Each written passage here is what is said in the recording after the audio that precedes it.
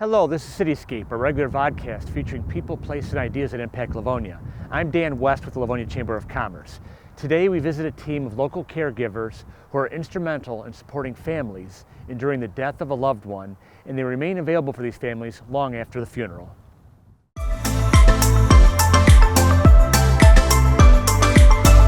The Angela Hospice Care Center off Newburgh Road is a Felician Sisters ministry to provide care to terminal patients and emotional and spiritual support to their families dealing with the process. Sister Mary Giovanni spent 11 years researching advanced models for pain control, hospice care, and grief support before opening Angela Hospice as an in-home service in 1985. Recognizing the growing demand for this type of compassionate care, the Felician Sisters constructed the Angela Hospice Care Center in 1994. Later, Angela Hospice was the first in the Midwest to offer pediatric and prenatal services. The building expanded to serve more patients in 2010, and programming expanded to add telehospice services in 2017. Over the past year, some 2,000 patients received care from Angela Hospice, which has emerged into one of the premier hospice care programs in Michigan. To discuss further, we're joined by Angela Hospice CEO Marty Copley. Marty, thank you for joining us today. You're welcome. Thanks for asking me. When a family approaches you about taking care of a loved one at this sensitive time, what are some of the important messages you share with them? Well, I think what families want to know, especially about hospice care, is that we're not going to do anything to hasten anybody's death, and certainly we're also in hospice not going to do anything to prolong death. That really, as a hospice agency and as hospice clinicians, we're here to support the patient and family and to provide them with the best quality of life that they can experience during the last days of their life. And so it's important that families feel confident that they're going to be still involved in the decision making around plan of care, that the patient's needs and wants and desires are going to be heard, that there is still hope even at the end of life, that hope may change a little bit for what you hope for, but certainly we want to help our patients and families achieve whatever goals they may have at end of life, and we're just here to really support them in the best way that we can, and in what looks like support for them. As we're embarking on the holiday season can intensify all emotional things such as the end-of-life experience for families. How do you handle dealing with a grieving family, particularly during this time of year? Well, I think the holidays present challenges for everybody, even if they're not grieving. Mm-hmm. So, fair point. Just with so many families coming together, complex family dynamics, and so certainly when you add in the additional stressor of either losing someone dying during the holidays, or if you're grieving the death of a loved one from any time the prior year, when the holidays hit, that grieving can intensify, those feelings of grief can intensify during the holidays. So we always recommend that people be kind to themselves and to allow themselves the space in the room to do things at their own pace during the holidays. If they're caring for somebody who's sick and not feeling well, that they don't need to feel obligated to do everything, to kind of pare things down and do what feels comfortable and what feels that the patient and family are going to enjoy. Can you describe for us a specific example of how your team successfully brought peace to a patient and their family going through this process? So, there's so many examples of how our teams have been able to provide patients and families with peace that it's hard to really hone in on one particular example. But and this is a really simple example, but I just love the story. But we had a patient who was at the hospital, and we were transporting her to go home to be in our hospice care at home.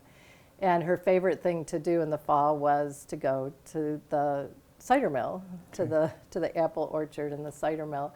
So our hospice social worker and nurse were able to convince the ambulance company to make a trip through the cider mill in Northville on the way home, and our patient was overjoyed to be able to, from the back of the ambulance, have a little bit of cider. She was holding on to a couple of apples, and she was able to make that last trip to the cider mill on her way home from the hospital. So your team does the best job they can to understand the individual situation of every patient here and try to, support them the best you can for what they are. Yeah, there's no one situation that's the same. There's no one patient or family that's the same, and I think that is the beauty of hospice from the time that Sister Mary Giovanni envisioned bringing hospice to this community, to the work that we're doing today, is that individualized, person-centered care that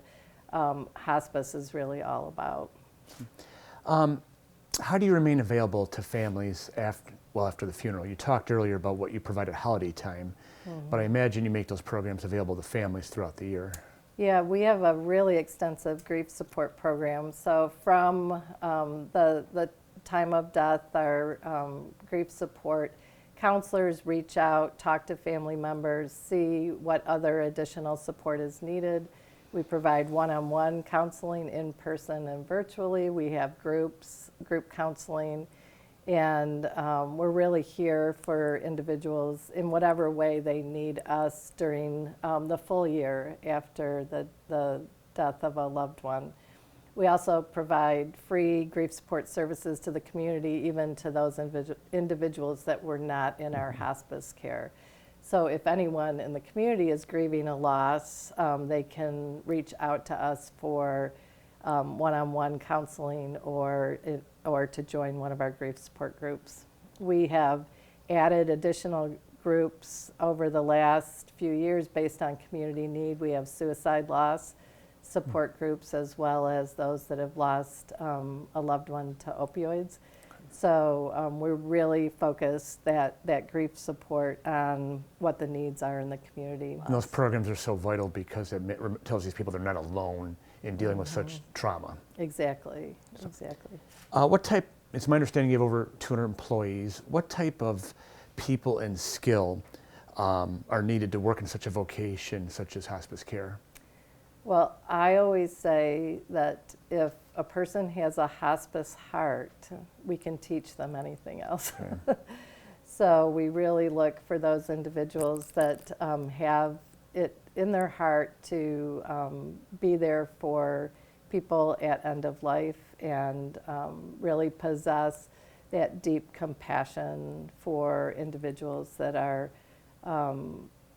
either dying or have a loved one dying or are grieving the loss of a loved one.